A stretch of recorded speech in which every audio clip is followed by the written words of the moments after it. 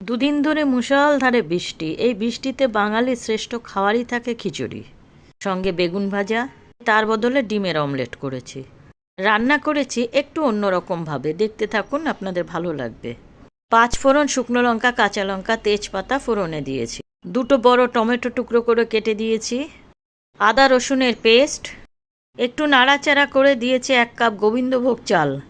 এটা আমি আধ ঘন্টা ভিজিয়ে জল ঝরিয়ে নিয়েছিলাম।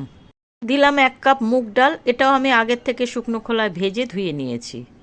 দিলাম হলুদ, শুকনো লঙ্কার গুঁড়ো, ধনের গুঁড়ো, জিরের গুঁড়ো, পরিমাণ মতো নুন। মশলাগুলোকে চাল আর ডালের সঙ্গে খুব ভালো করে ভেজে নিয়ে এবার দিয়ে দেবো বড় 1 চামচ গরম মশলা, এটা আমার নিজের তৈরি। দিলাম 1 চামচ চিনি। বেবি পটেটো আমি আগের থেকে ভেজে নিয়েছিলাম। এই সবগুলো খুব ভালো করে ভেজে নেব। পাশে হাঁড়িতে আমি গরম জল বসিয়ে দিয়েছি। এই জলের মধ্যে আমি সমস্ত উপকরণগুলো ঢেলে দেব। হয়ে গেছে। এবার নামানোর আগে আমি ভাজা পেঁয়াজ ছড়িয়ে দেব, 1 চামচ ঘি দিয়ে দেব। এইভাবে রান্না করে খেয়ে দেখবেন, অদ্ভুত টেস্ট হয়। সঙ্গে নিয়ে নিয়েছি ডিমের অমলেট। ভিডিওটি ভালো লাগলে লাইক, কমেন্ট, শেয়ার, সাবস্ক্রাইব করে আমার পাশে থাকবেন।